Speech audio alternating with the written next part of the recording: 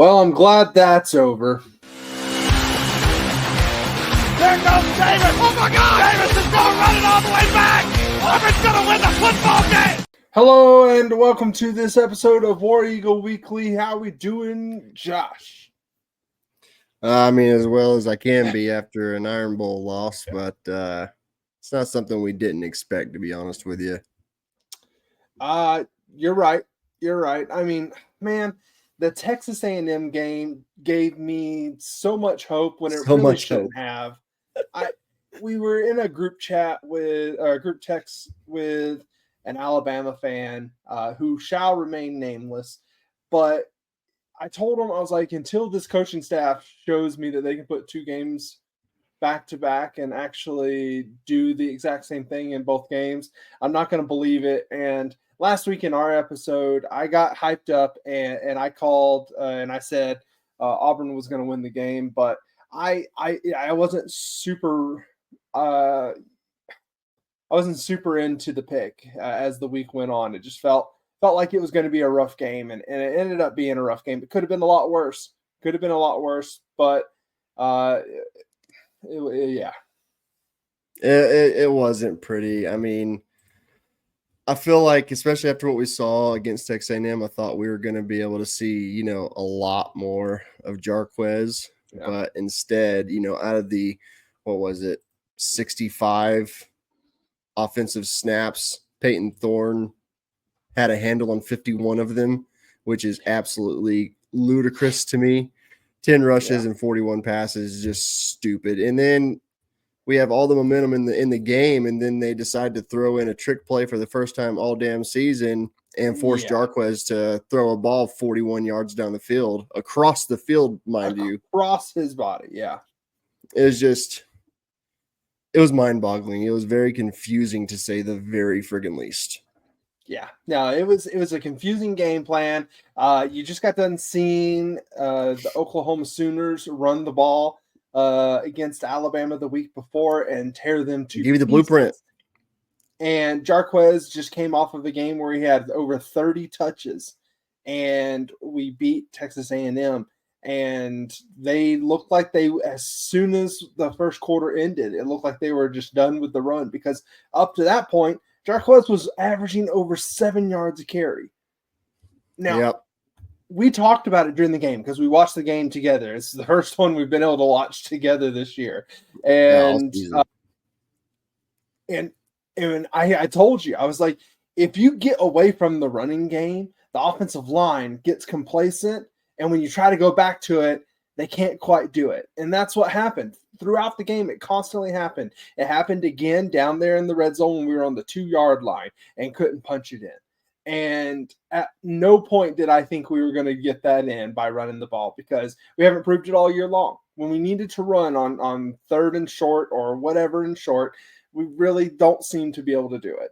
But overall, the game plan just seemed ridiculous. Like you said, Jarquez throwing across his body. Now, had he made that throw work, we'd all be praising Hugh Freeze. So we had a guy wide open. And now Hugh Freeze was claiming that Jarquez was supposed to toss it back to Peyton Thorne for Peyton Thorne to throw it. But if you go back and watch the film, there's a linebacker literally 5 to 7 yards away from Peyton Thorne. Peyton Thorne's not going to make that throw. It was just a busted play to begin with, but he had the guy was open in the end zone, had all the space in the world. Just you're putting a running back that you've never asked to throw the ball, and you're forcing him to throw it 40 plus yards. Yeah, I don't either. I put that on the game plan, and there was a couple times in the game where Peyton Thorne decided to hold on to the ball during an RPO, and before the play was even over, Jarquez Hunter was like on the field with his arms up, like, what the hell just happened?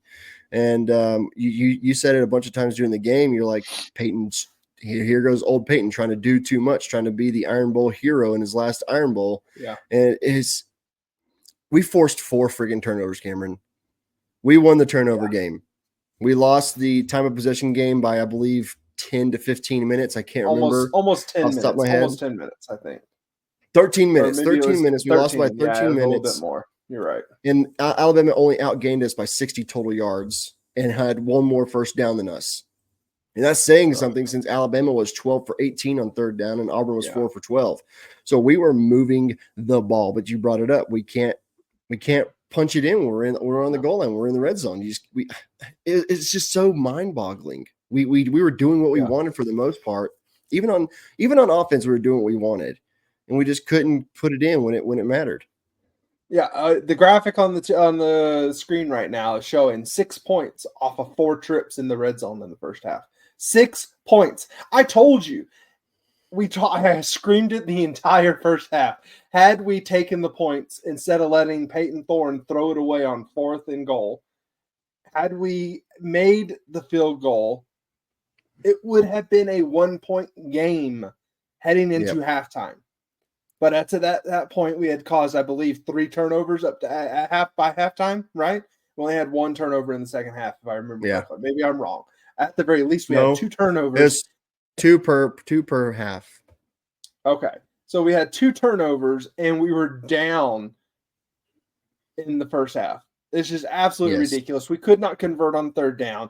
It was just a weird game as far as who called plays, as what plays were called.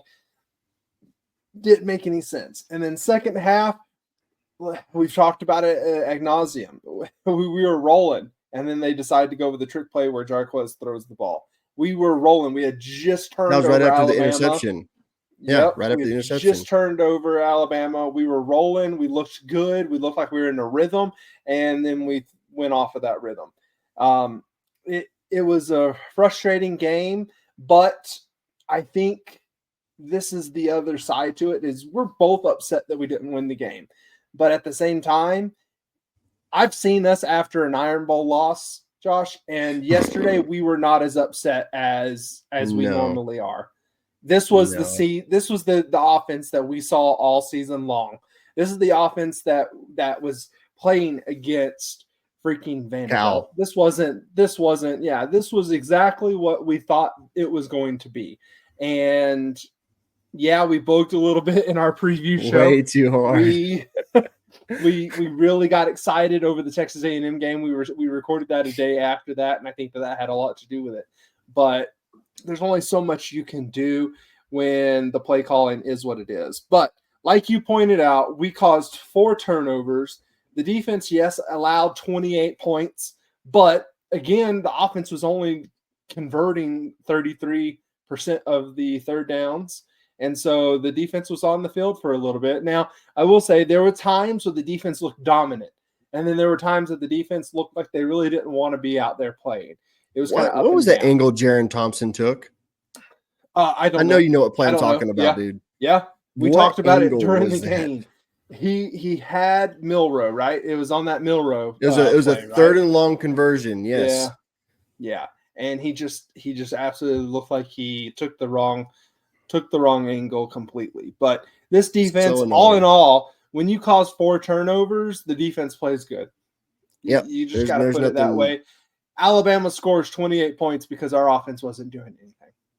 Exactly. I completely agree.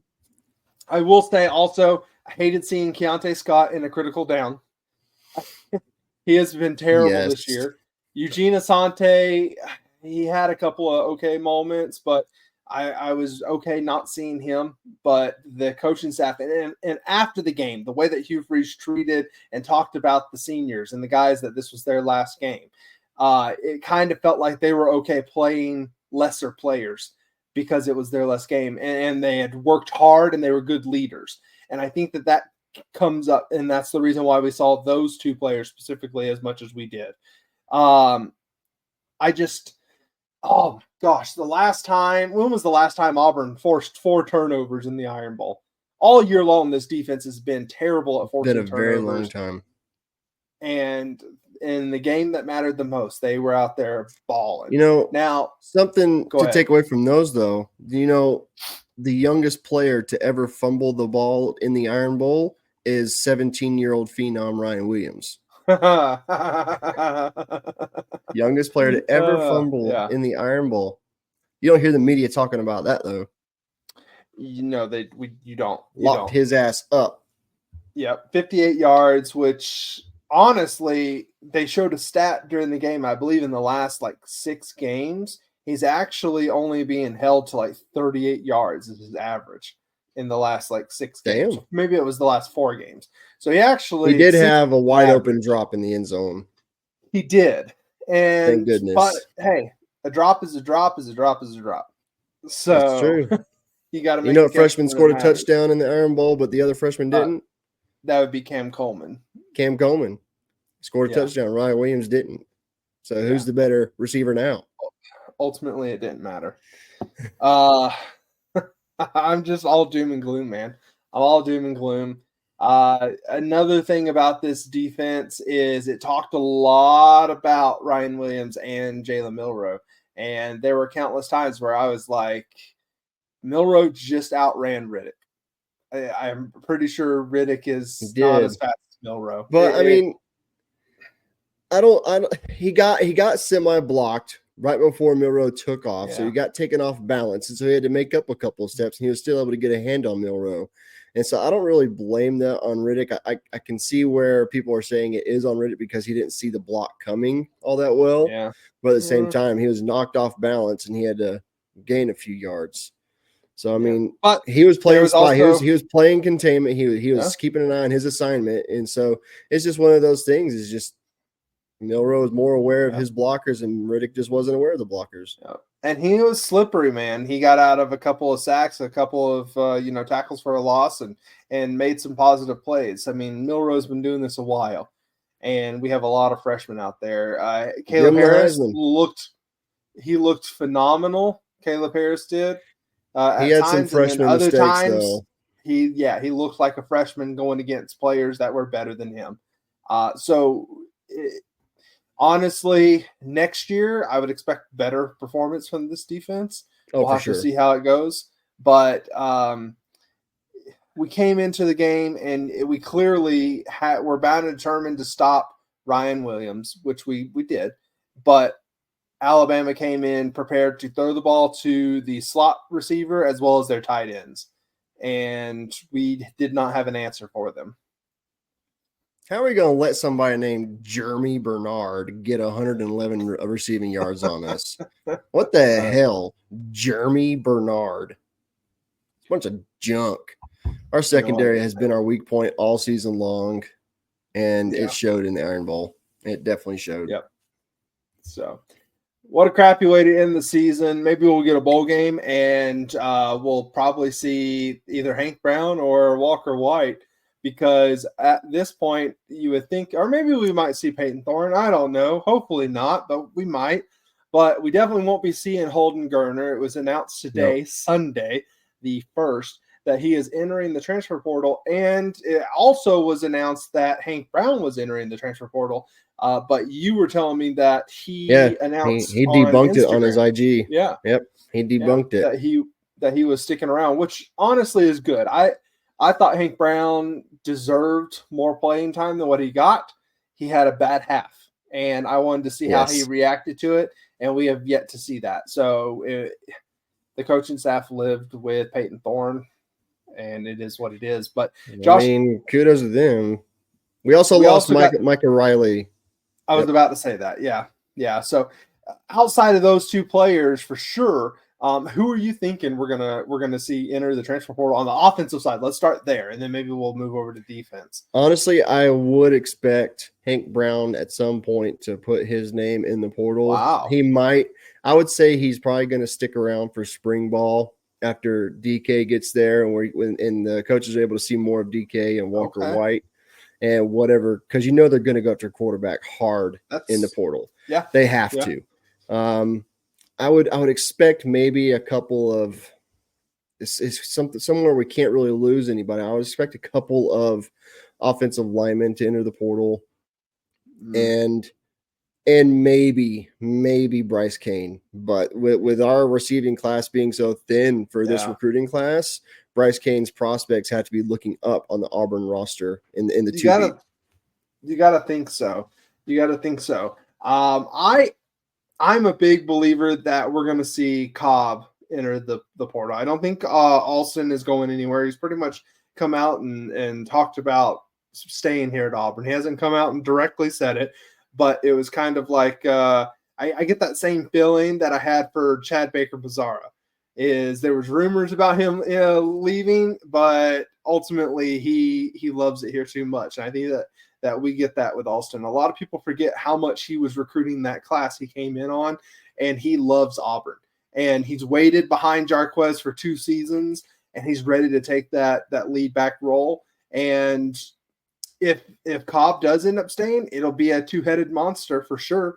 I don't think Damari is going to get the amount of carries and amount of percentages that we saw Jarquez get this year. So are you talking about he's going to get more next year, you think? No, I think it would be split if Cobb stays. But I think Cobb is right now. Well, my reservations on thinking Cobb is going to be entering. Our running back room is 3 running backs: Jarquez, Damari, and Jeremiah. Jarquez is gone. Damari Alston's coming back. Jeremiah Cobb is the next man up, and then you have Alvin Henderson, the freshman, coming in. I can maybe see it if Usman decides to flip to Auburn, but I just don't see Jeremiah Cobb leaving whenever he's going to be the number 2 running back, getting starter carries. We'll definitely know more on Wednesday, the 4th, the day after this episode airs. But I just get that feeling that we're gonna lose Cobb. I just don't see it happening, him staying around. I agree with you. I don't think we're gonna lose any of the wide receivers. It feels like they're gonna stay. You haven't really heard of anyone. Maybe Caleb Burton. Maybe Caleb Burton. Oh, yeah, that's true. That's true. He might take off. He would probably be the most likely. But on the defensive side, do you got any inclination that we'll see some of the defenders go? Or, man, when you have a good year like the defense did, you got to feel like a majority of those guys are going to stay. Yeah, I don't see it in any of the players like with the inkling to want to transfer. I know Jamonta Waller kind of got it rough beginning of the season because he was hurt. He was out for most of the year. But he should have a big part of this defense next year. He should. I really don't know if I would think – I don't think any of the last year's freshmen or this year's freshmen are going to transfer out. And I don't see anybody else doing the same thing. You might see Terrence Love, or who was the other safety back there? What's his name? I can't remember now all of a sudden. You got Terrence Love, and then who else was it? He was a younger guy. He was, I don't know, but I feel like one of the safeties might, because Fagans is going to come in and is going to take a safety position. Fagans is playing safety. He's going to play safety for sure. But then you still have Laquan Robinson. And Harris is going to, and Harris should continue his ascension. So we still have Laquan Robinson with 1 year of eligibility behind Jaron Thompson. He might take off. He could, but he also came from JUCO with almost 0 D1 snaps. So I don't know if he would have any better prospects. Maybe at a smaller D1 school he could start. I don't know. But again, I just don't see a lot of maybe 1 or 2 people maybe on the defensive side of the ball is names that you're probably gonna have to look up. Is my possibly prediction. Possibly. And hopefully you are correct on that. But Josh, it's been a rough season. Thank goodness it's basketball season. We got basketball episodes dropping. We're going to be talking about this amazing basketball team. We're super excited for what they are bringing. We're very excited to be able to be in good moods when we do these episodes. So with that, Josh, War Eagle. War damn Eagle, Cameron. There goes Davis. Oh, my God.